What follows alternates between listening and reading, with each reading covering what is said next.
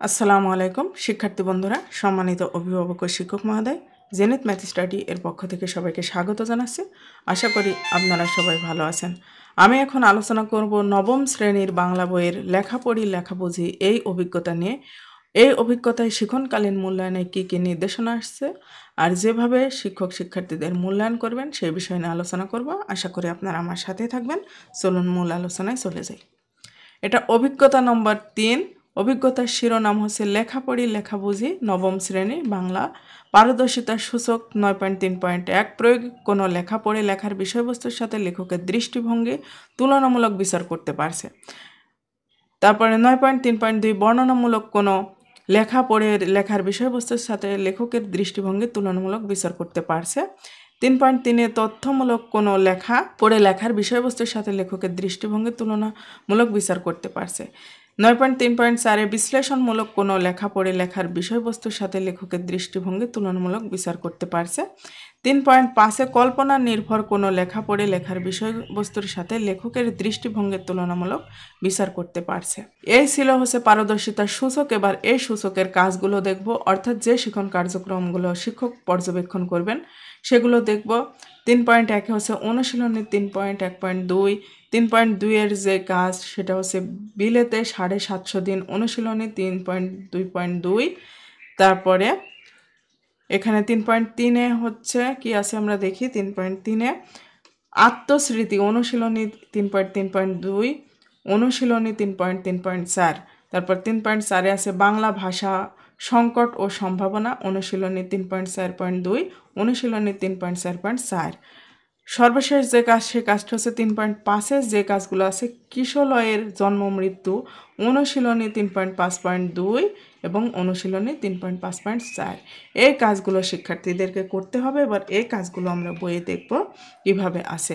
এই যে 3.1.2 এর যে অনুশীলনে উপরের দুটি নমুনা রচনার ভিত্তিতে নিচের কয়েকটি প্রশ্ন আছে দেওয়া আছে। তোমার সহপাঠীর সঙ্গে প্রশ্নগুলো নিয়ে আলোচনা করো, সংক্ষেপে এগুলোর উত্তর তৈরি করো এবং উপস্থাপনা করো। উপস্থাপনের পর শিক্ষকের পরামর্শ অনুযায়ী সংশোধন করো। এই যেখানে এ ধরনের লেখা কোথায় দেখা যায়, এ ধরনের লেখার উদ্দেশ্য কী, এসব লেখাকে প্রায়োগিক লেখা কেন বলা হয় সেগুলো এখানে লিখতে হবে।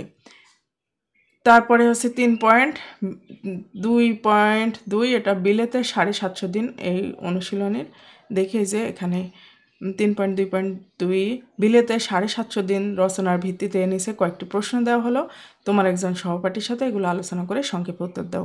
লন্ডন শহরে কী কী বৈশিষ্ট্য লেখকের ভালো লেগেছে এবং কী কী বৈশিষ্ট্য খারাপ লেগেছে। ইংরেজ জাতিকে লেখক কিভাবে মূল্যায়ন করেছেন। নম্বর লন্ডনের আবহাওয়া পরিবেশের সঙ্গে তোমার এলাকার আবহাওয়া পরিবেশের তুলনা করে। এগুলোর উত্তর এখানে লিখতে হবে। এবার আছে আত্মস্মৃতি এর ভিত্তিতে 3.3.2 আর 3.3.4 আমরা দেখব। 3.3.2 যে আত্মস্মৃতি রচনার ভিত্তিতে ওকে একটি প্রশ্ন এখানে দেওয়া আছে, আলোচনা করে সংক্ষেপে উত্তর দিতে হবে। ক এ রচনায় কোন সময় তথ্য পাওয়া যায়। খ গ্রামের প্রকৃতির বর্ণনা মধ্য দিয়ে লেখকের কোন মনোভাব প্রকাশ পেয়েছে। গ এই রচনায় সামাজিক রাজনৈতিক যেসব তথ্য পাওয়া যায় সেগুলো উপস্থাপনের সময় লেখকের দৃষ্টিভঙ্গি কতটুকু নিরপেক্ষ বা পক্ষতামূলক তা আলোচনা করো। এটা এখানে লিখতে হবে। এবার 3.3.4 আত্মস্মৃতি শিরোনামে লেখাটিকে কেন অভিজ্ঞতা ভিত্তিক তথ্যমূলক রচনা বলা যায়, তোমার উত্তরের পক্ষে যুক্তি দাও। এই যে তথ্যমূলক রচনা এখানে 1, 2, 3টা দিয়েছে। এখানে বিভিন্ন ধরনের তথ্যমূলক রচনা হতে পারে, সেগুলো এখানে দিয়েছে। শিক্ষার্থী বন্ধুরা তোমরা এটা পড়ে নিবা। তারপরে আছে বাংলা ভাষা সংকট সম্ভাবনা। এখানে অনুশীলনী 3.4.2 3.4.4 3.4.2 যে বাংলা ভাষার সংকট ও সম্ভাবনা রচনার ভিত্তিতে কয়েকটি প্রশ্ন দেওয়া আছে, এটা আলোচনা সংক্ষেপে উত্তর দিতে হবে। ক 16 ডিসেম্বরের তারিখটি কোন দুটি কারণে লেখকের কাছে গুরুত্বপূর্ণ। খ বাংলা ভাষার সংবিধান রচনার ব্যাপারটি লেখকের কাছে গুরুত্বপূর্ণ কেন, সেটা এখানে লিখতে হবে। এবার 3.4.4 একটি বিশ্লেষণ মূলক লেখা কেন সেটা এখানে লিখতে হবে। যে বাংলা ভাষা সংকট ও সম্ভাবনা শিরোনামের রচনাটিকে কেন বিশ্লেষণমূলক লেখা বলা যায়, উদাহরণ দিয়ে বোঝাও। এখানে উদাহরণ দিতে হবে যে বিশ্লেষণমূলক রচনা উপকরণ 2 ধরনের, উপাত্ত ও তথ্য। এটা শিক্ষার্থী বন্ধুরা তোমরা পড়ে নেবা।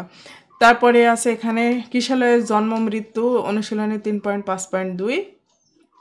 এই যে 3.5.2 দেখি এই রচনার ভিত্তিতে কয়েকটি প্রশ্ন দেওয়া আছে। প্রশ্ন লেখক এই রচনার প্রকৃতির পালাবদল লের কেমন ছবি এঁকেছেন সেটা এখানে লিখতে হবে।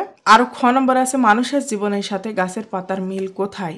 তারপরে আরেকটি আছে গ নম্বরে এই রচনায় জীবন সম্পর্কে লেখকের কোনো মনোভাবের প্রতিফলন ঘটেছে। মানে এই রচনায় যে জীবন সম্পর্কে লেখকের কোন মনোভাবের প্রতিফলন ঘটেছে সেটা লিখতে হবে।